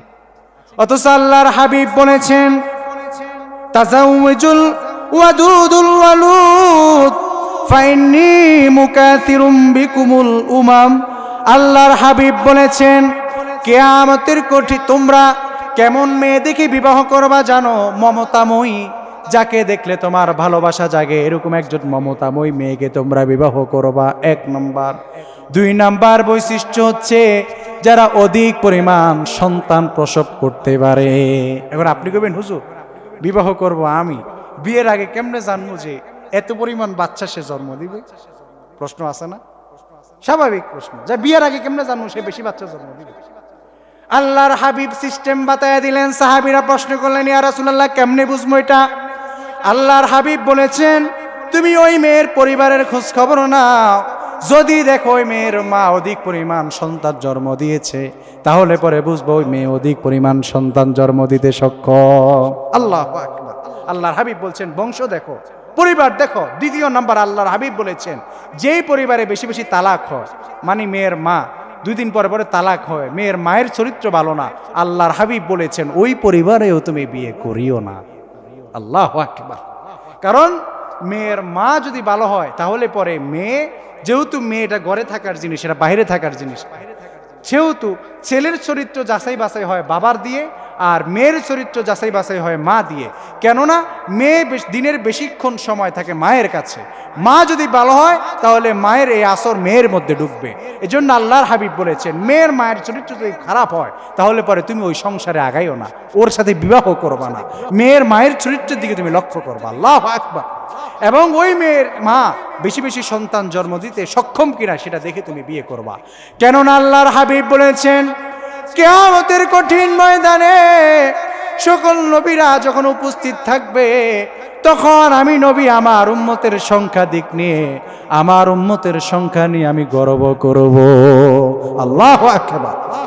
আমার বাইরের জন্য আমরা বিবাহ করব।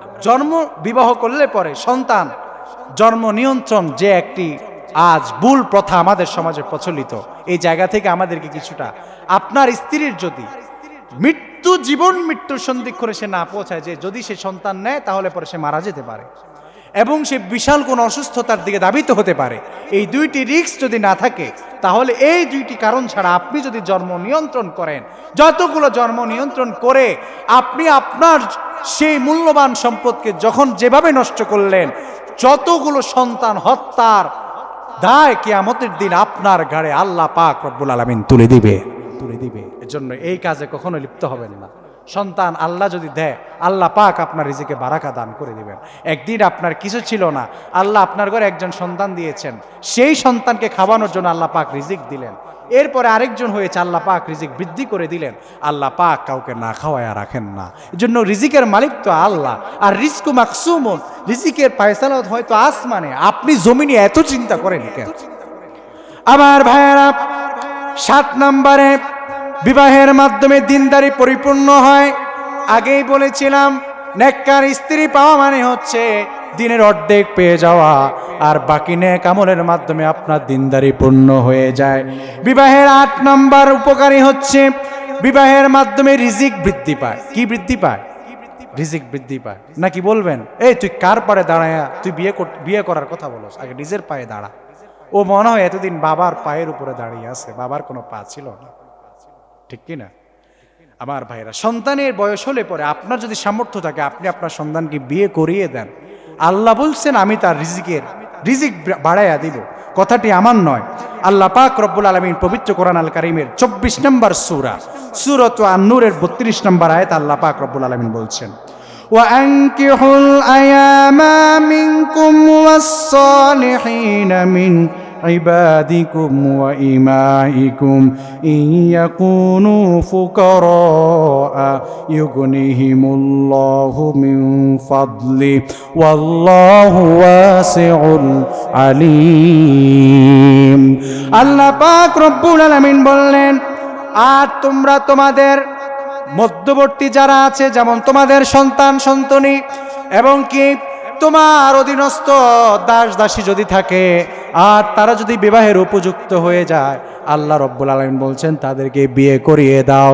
যদি তুমি বিয়ে করিয়ে দাও, আল্লাহ পাক বললেন আমি আল্লাহ পাক তার রিজিক বৃদ্ধি করে দেব। সুবহানাল্লাহ। আমার ভাইয়েরা, আল্লাহ পাক বললেন আমি শুধুমাত্র তার রিজিক বৃদ্ধি করব না, তার জীবনে যে অভাব আছে সে অভাব আমি মুক্ত করে দিব, এবং আমি আল্লাহ পাক রব্বুল আলামিন তার জীবনে প্রচুর প্রাচুর্যতা দান করে দেব। কথা কার? আমার না আল্লাহর? আল্লাহ বললেন ওয়াল্লাহু ওয়াসিউন আলীম, আমি আল্লাহ পাক সকল প্রাচুর্যতার মালিক, এবং আমি আল্লাহ পাক প্রচুর প্রাচুর্যতা দান করব। আল্লাহু আকবার। আমার ভাইয়েরা, বিবাহের 9 নম্বর বৈশিষ্ট্য, বিবাহের মাধ্যমে আত্মিক এবং শারীরিক শান্তি পাওয়া যায়। আত্মিক আত্মাগত দিক এবং শারীরিকভাবে প্রশান্তি লাভ করা যায় বিবাহের মাধ্যমে। আল্লাহ পাক রব্বুল আলামিন বললেন, ওয়ামিন আয়াতিহি আন খালাকা লাকুম মিন আনফুসিকুম আজওয়াজান লিতাসকুনু ইলাইহা ওয়া জাআলা বাইনাকুম মাওয়াদ্দাতাও ওয়া রাহমা ইন্না ফী যালিকা আয়াতিন লিকাওমিন ইয়াতাফাক্কারুন।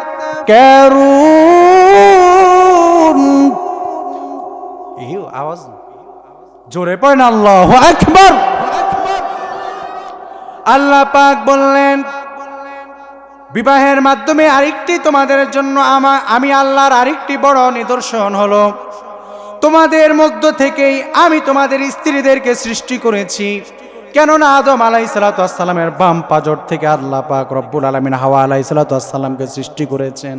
এজন্য আল্লাহ বললেন, আমি তোমাদের থেকেই তোমাদের স্ত্রীদেরকে সৃষ্টি করেছি যেন তোমরা প্রশান্তি লাভ করতে পারো এবং তোমাদের একে অপরের মধ্যে দয়া সৃষ্টি হয়। আল্লাহ পাক এখানে দুইটি সময়ের কথা উল্লেখ করলেন, যৌবন বয়সের কথা, বৃদ্ধ বয়সের কথা। দেখবেন বুড়া বুড়ি বৃদ্ধ হলে পরে একজন আরেকজনের প্রতি দয়া বেড়ে যায়, মায়া বেড়ে যায়, ঠিক কিনা? আল্লাহ বললেন বিবাহের মাধ্যমে এক নাম্বার প্রশান্তি পাওয়া যায়, মানে হচ্ছে যৌবনকালে। তোমার যখন যৌবন পুড়িয়ে যাবে, তুমি যখন বৃদ্ধ হয়ে যাবে, আল্লাহ পাক বললেন তখন তুমি দয়া এবং তুমি একে অপরের প্রতি মায়া আল্লাহ পাক রব্বুল আলামিন বৃদ্ধি করে দেন। আল্লাহু আকবার।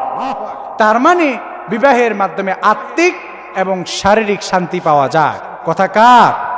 আল্লাহ। আমার ভাইয়েরা, বিবাহের 10 নম্বর বৈশিষ্ট্য, সুখে দুঃখে একজন সঙ্গী পেয়ে যাবেন। আমার ভাইয়েরা, সুখে দুঃখে আপনি আপনার সুখগুলোকে ভাগাভাগি করে নিতে পারবেন এবং কি দুঃখগুলোকে ভাগাভাগি করে নিতে পারবেন। বিবাহের আগে আপনি প্রেম করলে পরে আপনার দুনিয়ার পেরেশানি সবগুলো থাকে আপনার ওনার দিকে। কেননা রাত্রি ঘুমালেও পরে চিন্তা হয়, আহারে সকালে ঘুম থেকে উঠলে যদি আমার জরিনা আবার আরেকজনের কাছে চলে যায়, ঠিক কিনা? শান্তি আছে? রাত্রি ঘুমালেও পরে চিন্তা হয়, ইস সকালে ঘুম থেকে উঠার পরে আমার জরিনারে যদি অন্য কেউ ধরে নিয়ে যায়, ঠিক কিনা? আবার সকালে যদি ঘুম থেকে উঠে একটু মেসেজ আদান প্রদান হলো, সন্ধ্যা একটু জোহরের আজান দিতে না দিতে আবার মনে সন্দেহ, ইস যদি এর মধ্যে আবার অন্য কেউ তারে মেসেজ দিয়ে দেয়, কি খবর, একটু খোঁজ খবর নেই। মানে ওর মধ্যে তার সংকীর্ণতা যায় না, ঠিক কিনা? আর বিবাহের পরে যদি আপনার এই ভালোবাসা থাকে, রিলেশন থাকে, আল্লাহ তাআলার নবী বলেছেন বিবাহের এই 10 নম্বর বৈশিষ্ট্য হচ্ছে আপনি দুঃখে সুখে আপনি আপনার একজন জীবন সঙ্গী পেয়ে যাবেন। এজন্য সফলতা অর্জন করার পরে যদি আপনি বিবাহ করেন, এই সংসারগুলো দেখবেন খুব কম এদের মধ্যে ভালোবাসা আদান প্রদান হয়। আর যেগুলো বিবাহ করার পরে সে তার স্ত্রীকে সাথে নিয়ে দুঃখ সুখের সঙ্গী হয়ে যায়, ওই স্ত্রীগুলো দেখবেন যখন সে অতীত ভুলে যায় নাই, কারণ সে তার স্বামীর দুঃখ কষ্টগুলো নিজের চোখে দেখেছে। এরপরে সে যদি সুখের চেহারা দেখে, তাহলে পরে সে অকৃতজ্ঞ হয় না, সে স্বামীর কৃতজ্ঞতা লাভ করে এবং সে স্বামীর প্রতি কৃতজ্ঞ হয়, ঠিক কিনা? আমার ভাইয়েরা, এজন্য বিবাহের 10 নম্বর বৈশিষ্ট্য, বিবাহের মাধ্যমে একজন দুঃখ এবং সুখের সঙ্গী আপনি পেয়ে যাবেন। এবার বিবাহের 11 নম্বর বৈশিষ্ট্যের দিকে যাচ্ছি। বিবাহের 11 নম্বর বৈশিষ্ট্য আমি আপনাদের সামনে তুলে ধরছি এটাই, যে পালিয়ে বিবাহ করলে বিয়ে হবে না। পালিয়ে বিয়ে করলে বিয়ে হবে না, কথাটি আমার নয়, আল্লাহর হাবিব ইবনে মাজাহ 1882 নম্বর হাদিসের বর্ণনায় আল্লাহর হাবিব বলেছেন, লা তুজাউমিজুল মারআতুল মারআহ ওয়া লা তুজাউমিজুল মারআতু নাফসাহা ফাইন্নাজ জানিয়াতা হিয়াল্লাতী তুজাউমিজু নাফসাহা। আল্লাহর হাবিব বলেছেন, কোন নারী তিনি আরেকজন নারীকে বিবাহ দিতে পারবেন না। একজন নারী তিনি আরেকজন নারীকে বিবাহ দিতে পারবেন, মানে একজন মা তার মেয়েকে বিয়ে দিতে পারবেন না। কেন বিয়ে দিতে পারবেন না? এটার আরেকটা দৃষ্টান্ত দেই। এই বর্তমান সময়ে ডিজিটাল যুগের একটা ফিতনা। ওই দিন আমি প্রথম আলোর একটি রিপোর্ট দেখলাম, ঢাকার উত্তরাতে ঘটে যাওয়া একটি ঘটনা। মেয়ের মা দীর্ঘ 6 মাস যাবত, কত মাস? 6 মাস যাবত মেয়ের মা তার মেয়ের স্বামীর সাথে পরকীয়ায় লিপ্ত পড়ি, নাউজুবিল্লাহ।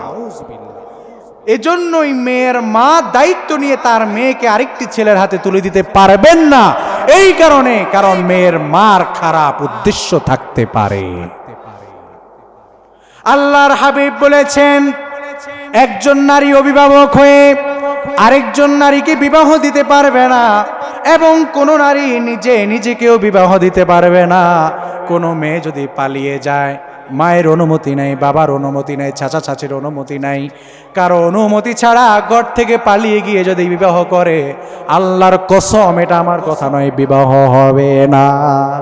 আল্লাহর নবী বলেছেন, হিয়াল্লাতি তুজাউমিজু নাফসাহা, যদি এভাবে চুরি করে কোনো মেয়ে নিজ দায়িত্বে নিজেকে বিবাহ দিল, আরেকটা পুরুষের সাথে সেই বিবাহ বন্ধন আবদ্ধ হয়ে গেল, আল্লাহর নবী বলেছেন যতগুলো সম্পর্ক সে করলো সবগুলো জিনা হিসাবে আল্লাহর কাছে রূপান্তরিত হয়ে গেল। সবগুলো জিনা, এগুলো জিনা করছে, একটি বিবাহ বৈধ হয়নি। বিবাহের 12 নম্বর বৈশিষ্ট্য,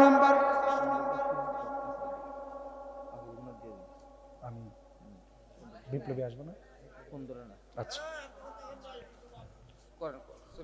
আমার ভাইয়েরা, বিবাহের 12 নম্বর বৈশিষ্ট্য হচ্ছে মোহর প্রদান করা ফরজ। মোহর প্রদান করা কি? আপনারা আর 20-25 মিনিট বসতে পারবেন না ধৈর্য ধরে? হাত দুটো উপরে তোলেন, আবার জোরে টান টান করে, গলা একটু জারেন জোরে, লিল্লাহে তাকবীর। কি লালপুরে মানুষের আওয়াজই নেই। কালকে দাউদকান্দি আলোচনা করতে গেলাম, এর থেকে আরো কম মানুষ, কিন্তু আওয়াজ যেই বেশি, আল্লাহু আকবার। আমি কথাই বলতে পারি না, আমি কথা বলার আগে ওরা চিল্লাতে ওঠে। তো দাউদকান্দি আর তিতাস কাছাকাছি, আপনাদের আওয়াজ এত কম কেন? তাবারক দিতে হবে মনে হয়। সব খিদা লেগে গেছে, হ্যাঁ? আচ্ছা, আর বেশি না, আর মাত্র 15-20 মিনিট, 30 মিনিট ইনশাআল্লাহ। সবাই আবার হাত তোলেন, হ্যাঁ জোরে, লিল্লাহে তাকবীর। মাশাআল্লাহ, এখন মনে হচ্ছে যে একটা মাহফিল হচ্ছে, আর কিছু মানুষ আসছে। আল্লাহু আকবার। আসুন, বিবাহের 12 নম্বর বৈশিষ্ট্য শেষ একদম। আমার ভাইয়েরা, মোহর দেওয়া ফরজ, কারণ অনেক জালেম স্বামী এমন আছে তারা স্ত্রীর মোহর দিতে চায় না। আর অনেক ফকিন্নি আছে, কি করবে জানেন? বাসর রাত্রে দুইজনে বসে থাকে পাশাপাশি, একজন আরেকজন দিকে মুচকি মুচকি হাসে। তো বউ বলে, কি তোমার কি হয়েছে? বলে, একটা কথা বলতাম। বলে, কি হয়েছে? বলে, না কিছু হবে না, একটা কথা আছে। বলে, কি কথা? মোহর তো ধরা হয়েছে 3-4 লাখ টাকা, তুমি যদি মাফ করে দাও তাহলে পরে সামনে আগানো যায়, ঠিক কিনা?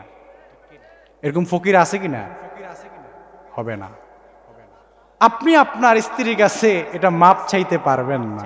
একটা বড় সমস্যা কি জানেন? যেগুলো চুরি করে বিয়ে করে, তো যখন কাজী অফিসে যায় তখন আর 2-3 লাখ টাকায় তো বিয়ে হয় না, 8-9 লাখ 10 লাখ টাকায় কাবিনী বিয়ে করে। কারণ মোটা অঙ্কের দাবি দাবা সেখানে থাকে, কারণ ওরও মনের মধ্যে ভয়, কারণ তুই যে কেমন চরিত্রওয়ালা, তোর সাথে আমি 4 বছর ছিলাম, তোরে তো আমি ভালো করেছিনি, কোন সময় তুমি আমার আরেক মেয়ের পিছনে দৌড়াও। তো এই একটা ভয়, এজন্য সে বলে কাবিন 3-4 লাখ হবে না, 10 লাখ। তো এ মনে করে ছেলে মানুষ তো আবেগ বেশি, ভালো তো বাসে কলিজাটা দিয়া, সমস্যা নেই, 10 লাখ না 20 লাখ না, গোটা দুনিয়ার বিনিময়ে তোমারে বিয়ে করলাম, লেখো যা ইচ্ছা তা লেখো। বিয়ার 2-3 মাস পরে যখন বনিমানা হয় না, এবার সমাজের সালিশ ডাকো, ঠিক কিনা? মাতাব্বর ডাকে, তখন মাপ চায়, পা ধরে, হাত ধরে, মেয়ের পা তো ধরে ধরে, শাশুড়ির পাও ধরে, ঠিক কিনা আমার ভাইয়ারা? আল্লাহ তাআলা কোরআন আল কারীমে বললেন, আতুন নিসা সাদাকাতিহিন্না নিহলা ফাইন তিবনা লাকুম আন শাইইম মিনহু নাফসান ফাকুলুহু হানিআম মারিয়া। আল্লাহ পাক বললেন, তোমরা তোমাদের স্ত্রীদের মোহরকে পরিশোধ করে দাও। দেন মোহর পরিশোধ করে দাও। দেন মোহর কতটুকু পরিমাণ হবে আমার ভাইয়েরা? দেন মোহর ততটুকু পরিমাণ। জায়গায় বিয়ে পড়ানোর জন্য আমাকে নিয়ে গেছে, আমার ভক্ত খুব ভালোবাসে আমাকে। তো এক সময় আমার মুসল্লি ছিল, আমার পিছনে নামাজ পড়েছে। তো ওই সময় থেকে সে বলতো, হুজুর যদি কোনোদিন বিয়ে করি আপনি আমার বিয়ে পড়াবেন। তো বিয়ে করবে, এবার দাওয়াত করছে, উস্তাদ আসবেন। তাই আমি বললাম, বাবা আমি তো কোনো বিয়েতে যাই না। কয়, হুজুর আমি বুঝছি, আমার পুরো বিবাহটা হচ্ছে ইসলামিক সিস্টেমে, বললাম মাশাআল্লাহ মসজিদে হবে, কয় জি, তাহলে আমি আসবো। তো গেলাম মসজিদে, বিবাহ সব সুন্নতি পদ্ধতি সব ঠিক আছে। কাবিন কত লাখ? বলে হুজুর 15 লাখ। তোমার ইনকাম কত মাসে? হুজুর 60,000। ছেলের ইনকাম মাসে 60,000। দেনমোহর কত? এরপরে আবার খাবার দাবারের আয়োজন, সুবহান।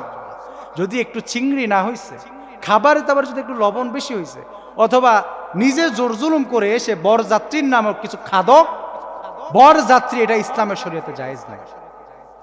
হ্যাঁ, যদি মেয়ের বাবার সামর্থ্য থাকে, মেয়ের বাবা যদি বলে যে আমি সচিত্তে মনে খাওয়াতে চাই, কিন্তু এটা তো এখন হয় না, বরং কন্ট্যাক্ট করে ছেলের বাবা। কতজন খাওয়াইতে পারবেন ব্যয় বলেন, আগেই ক্লিয়ার করেন। আপনি যতজন খাওয়াবেন আমিও ততজন খাওয়াবো, এর বেশি একজনও সম্ভব না, ঠিক কি না? আমার ভাইয়েরা, মেয়ের বাবা, মেয়ের বাড়িতে কোনো অলিমা নেই, কিন্তু বরযাত্রী নামক কিছু খাদক, রাক্ষস আর কিছু রাক্ষসী, এগুলা যায়। রাক্ষসের থেকে রাক্ষসীর গলার আওয়াজ বেশি থাকে। যদি একটু খাবার এদিক সেদিক হয়েছে, কি রান্না করছে, রান্না করতেই পারে না, এই বাড়িতে আসছে বিয়ে দিতে, এখানে আত্মীয়তা করবো, প্রথম খাবারই তো উল্টা পাল্টা, প্রথম খাবারই তো খাওয়াইতে পারে না ঠিক করে, প্রথম মেহমানদারি তো করতে পারে না। এরপরে সায়দারি করতে গেলে একটু এদিক সেদিক হয়, পোলাফাইন এলাকার সায়দারি করতে গেলে একটু কম বেশ হয়, এটা নিয়েও রাগারাগি আছে না নাই? এগুলো কি ব্যবহার সিস্টেম? না, সিস্টেম নয়। এরপরে আরেকটা বড় ফিতনা হচ্ছে, বিবাহতে এই সমাজের নিম্ন শ্রেণীর গরিবেরা দাওয়াত পায় না, ঠিক কি না? মনে রাখবেন, যে বিবাহতে গরিবের জন্য স্থান নেই, ওই বিবাহ আল্লাহর দরবারে কবুল হওয়ার সুযোগ নাই। ওলিমার নাম দিয়ে এইসব চাঁদাবাজি আর ব্যবসা এই সমাজকে ধ্বংস করেছে। টেবিল নিয়ে বসে আছে, খাতায় কলম নিয়ে, ভিক্ষুকের দল, ফকির। যদি এই সামর্থ্য না থাকে, তোরে খাওয়াইতে বলছে কে? খাওয়াবি না, ঠিক কি না? অলিমা করার দরকার কেন? যে আপনার সামর্থ্য না থাকে আবার ভিক্ষার থলি নিয়ে বসতে হয় কেন? ভিক্ষার থলি নিয়ে বসছে, কে কত দিবে আবার লেখে, কম দিলে পরে আবার পরের দিন চা দোকানে কয়, আরে দূর, তোমার এতদিন ভালোই মনে করছিলাম, তুমি আসলে মন থেকে এতটা বড় হৃদয়ের না, ঠিক কি না? এজন্য এগুলা সব চেঞ্জ করতে হবে আমার ভাইয়েরা, এই সমাজ পরিবর্তন করতে হবে। এই সমাজে বিবাহকে যত কঠিন করা হয়েছে, এই সমাজে বিবাহকে কঠিন করে দিয়ে আজকের যুব সমাজকে চরিত্রহীনতার দিকে ঠেলে দেওয়া হয়েছে। এবং এই জন্য এই সমাজের প্রত্যেকটি মুরব্বি দায়ী, প্রত্যেকটি মাতবর দায়ী। আমার ভাইয়েরা, এই মাতাব্বরী মুরব্বীদের বন্ধ করতে হবে, এই বিবাহকে সহজ করে দিতে হবে। বিবাহ কত সহজ বিষয় ছিল, শেষ করে দিচ্ছি। আল্লাহর হাবিব সাল্লাল্লাহু আলাইহি সাল্লামের কাছে একজন সাহাবী এসেছিলেন, সাহাবীর নাম হযরত সাদ রাদিয়াল্লাহু তাআলা আনহু। সাদ আল্লাহর নবীর এমন একজন সাহাবী, আরে সাদ কালো, কুচকুচে কালো, পরার জন্য জুতা নাই। আল্লাহর নবীর কাছে এসেছেন, ইয়া রাসূলুল্লাহ, আমার বিবাহের বয়স হয়েছে, আমার ভিতরে যৌবন এসেছে, ইয়া রাসূলুল্লাহ, আমি আমার চরিত্রকে হেফাজত করতে চাই, আমি বিবাহ করতে চাই, ওগো নবী আপনি আমার জন্য বিবাহের ব্যবস্থা করে দেন। আমাকে তো মদিনার কোনো মেয়ে পছন্দ করে না। আল্লাহর হাবিব বললেন, সাদ যে তুমি বিয়ে করবা? বলে, ইয়া রাসূলুল্লাহ জি করব। আল্লাহর হাবিব একটি চিলকোট লিখলেন, আর আল্লাহর হাবিব বললেন, অমুক ঘরে যাও, কেননা ওইখানে মদিনার সবচেয়ে সুন্দরী মেয়ের বসবাস। আল্লাহু আকবার। কালো সাহাবী, পায়ে জুতা নাই, আল্লাহর হাবিব বললেন, যাও মদিনার সবচেয়ে সুন্দরী মেয়ের বাড়িতে যাও। আল্লাহু আকবার। একজন সাহাবীকে পাঠালেন সিলকোট নিয়ে। বাড়ির মেইন ফটকে প্রবেশ করার পরে সাহাবী ডাক দিয়ে বলেন, ঘরের মধ্যে কে আছেন, সামনে আসেন। মেয়ের বাবা সামনে আসলো। এবার ওই সাহাবী বললেন, আমি আল্লাহর হাবিব সাল্লাল্লাহু আলাইহি ওয়াসাল্লামের পক্ষ থেকে এসেছি বিবাহের প্রস্তাব নিয়ে। এবার মেয়ের বাবা বলল, কি বলো? এটা তো বড় খুশির সংবাদ। মেয়ের বাবা কি বলছে? বড় খুশির সংবাদ। কারণ মেয়ের বাবা মনে করেছে বিবাহের প্রস্তাব দিয়েছেন আল্লাহর নবী, নবীর কাছে বিয়ে দিতে পারবেন, এটা থেকে বড় সৌভাগ্যের আর কিছু হতে পারে। তিনি অত্যন্ত খুশি। তিনি বললেন, আলহামদুলিল্লাহ, আমার কোনো আপত্তি নেই। বলেন, না, যেটা ভেবেছেন ওইটা না, আল্লাহর নবী বলেছেন আমার সাথে আপনার মেয়েকে বিবাহ দিতে। কিরে বেটা, তোর পায়ে নাই জুতা? দেখতে কালো, এত কুৎসিত, তুমি আমার এত সুন্দরী মেয়েকে বিবাহ করবে, এই সাহস তোমাকে কে দিয়েছে? বলে যাও, বের হয়ে যাও ঘর থেকে। পাশের পর্দার আড়াল থেকে মেয়ে সব কিছু প্রত্যক্ষ করছে। আল্লাহু আকবার। মেয়ে তার বাবাকে পর্দার আড়াল থেকে ডাকলো, বলল বাবা, আল্লাহর হাবিব তিনি যে খরচ খাইতেই তো পারে না, নিজে একটা সিগারেট খাইতে হলে 10টা বন্ধুর কাছে খুঁজছে একটা সিগারেট নিতে হয়, আর সে যদি বিয়ের চিন্তা তার ভিতরে আসে তো তার এই হচ্ছে অবস্থা। যাই হোক, প্রিয় যুবক ভাইয়ারা, তোমরা তোমাদের চরিত্রকে হেফাজত করো। এই লম্বা সময়ের আলোচনার মূল উদ্দেশ্য হচ্ছে আল্লাহর হাবিব বিবাহকে অধিকতর সহজ করেছেন, অধিকতর সহজ করেছেন, এবং আল্লাহর হাবিব সাল্লাল্লাহু আলাইহি ওয়াসাল্লাম বিবাহকে অধিকতর সহজ করেছেন এজন্য যেন আমরা আমাদের চরিত্রকে হেফাজত করতে পারি। আর এই সমাজ, এই রাষ্ট্র, আমাদের সামাজিক জীবন, রাষ্ট্রীয় জীবন, আন্তর্জাতিক জীবন, বুঝেন তো, আন্তর্জাতিক জীবন মানে উপরের চাপ, যে উপরের চাপের ফলে ডক্টর জাকির নায়েকের মতো একজন বিজ্ঞ প্রজ্ঞা সম্পন্ন ব্যক্তি বাংলাদেশে ঢুকতে পারে নাই। যিনি বাংলাদেশে আসবেন ডেট হয়ে গেছে, তিনি বাংলাদেশে আসবেন। ডক্টর জাকির নায়েক কে? এই দেশের অনেক মোল্লারাও ডক্টর জাকির নায়েককে মূল্য দিতে পারলো না। আরে মেয়ে, আমি তো বসে আছি আপনাদের মতো এই লালপুরের কিছু মানুষদেরকে নিয়ে, যাদের এডুকেশনাল ব্যাকগ্রাউন্ড খুঁজতে অনেকে মেট্রিক পাস, ইন্টার পাস, খুব কম পাওয়া যাবে, LLB পাস বা এরকম শিক্ষিত মানুষ এখানে কয়জন আছেন? আর ডক্টর জাকির নায়েক এমন একজন ব্যক্তি যিনি গোটা পৃথিবীর বুকে দাঁড়িয়ে হাজার হাজার অ্যাডভোকেট, হাজার হাজার MP, মন্ত্রী, সর্বোচ্চ শিক্ষিত ব্যক্তিদেরকে সামনে নিয়ে তিনি লেকচার দেন। আল্লাহর কোরআনের সৌন্দর্য তিনি মানুষের সামনে তুলে ধরেন, এবং প্রতিদিন শত শত বিধর্মী এই শিক্ষিত ব্যক্তিদের মাথাকে নোয়া দেয়া তিনি তাদেরকে কালেমা পড়িয়ে মুসলমান বানান। আল্লাহু আকবার। এরকম একজন ব্যক্তিকে আমাদের অনেক খুন্ড মৌলবীরা ওনাকে সহ্য করতে পারে না, ওনার বিরোধিতা করে। ওনার মতো একজন ব্যক্তি বাংলাদেশে আসবেন, আমাদের আন্তর্জাতিক পর্যায় থেকে চাপ এসেছে উনি যেন বাংলাদেশে ঢুকতে না পারেন। আমাদের বাংলাদেশের বর্তমান অন্তর্বর্তীকালীন সরকার তিনিও বলে দিলেন অসম্ভব, ডক্টর জাকির নায়েক বাংলাদেশে ঢুকতে পারবেন না। তাহলে পরে বোঝা গেল আমাদের বাংলাদেশ, যদিও আমরা মনে করি ডক্টর ইউনূস চালায়, আসলে ডক্টর ইউনূস চালায় না, চালায় কে? বাহিরে চালায় কে? দেশের চাবিকাঠি কোথায়? তার কারণ হচ্ছে একটাই, আজ পর্যন্ত স্বাধীনতার পর থেকে এখন পর্যন্ত আমরা একজন সৎ লোককে সেই স্থানে বসাতে পারি না। অন্যের তাবেদারি ছাড়া আর কিচ্ছু না। আমার ভাইয়ারা, আল্লাহ পাক রব্বুল আলামিন আমাদেরকে সামনে সঠিক সিদ্ধান্ত নেওয়ার তৌফিক দান করুন, এবং আল্লাহ পাক আমার এই যুব সমাজকে, আপনি আশ্চর্য হয়ে যাবেন, এই যে 7ম শ্রেণীর বইতে এই বছর ইংরেজি বইতে সমকামিতা ঢুকিয়ে দেওয়া হয়েছে। সমকামিতা কি জিনিস? মেয়ে মেয়ে, ছেলে ছেলে একে অপরকে বিবাহ করবে, নাউজুবিল্লাহ। আমি তো মনে করি কুত্তাও যৌন সঙ্গমের জন্য আরেকটা কুত্তা খোঁজে না, কুত্তি খোঁজে। আর যেগুলা যৌন ক্ষমতাকে নিধনের জন্য পুরুষ হয়ে পুরুষকে খোঁজে, ওইগুলা আসলে এক কুত্তার থেকেও আরো নিকৃষ্ট। কিভাবে সম্ভব এগুলা? আর এগুলো পশ্চিমা কালচার, এগুলো আজকে আমাদের এই সমাজে সুকৌশলে ঢুকিয়ে দেওয়া হচ্ছে। আমার দেশের যুবকদেরকে চতুর্মুখী ফিতনার গ্রাস করে আছে। আল্লাহ পাক আমাদের এই যুব সমাজকে হেফাজত করুক। আল্লাহর হাবিব বলেছেন কিয়ামতের পূর্বে এই ফিতনার সময় যেই যুবকেরা তার চরিত্রকে হেফাজত করে চলতে পারবে, সেই যুবকরা শ্রেষ্ঠ চরিত্রবান হবে। সেই যুবকরা আল্লাহর হাবিব সাল্লাল্লাহু আলাইহি সাল্লাম তাদেরকে তার ভাই হিসাবে আল্লাহর হাবিব সাল্লাল্লাহু আলাইহি সাল্লাম ঘোষণা দিয়েছেন। আল্লাহু আকবার। আমার ভাইয়েরা, বিবাহটা কিন্তু সহজ। বিবাহ কাকে বলে? আল্লাহ নবী সুলাইমান, তার বাবা সুলাইমান, তার বাবা দাউদ আলাইহিস সালাম, বাবাও প্রধানমন্ত্রী, ছেলেও প্রধানমন্ত্রী, ক্ষমতা কম না বেশি? বাবাও প্রধানমন্ত্রী, ছেলেও প্রধানমন্ত্রী।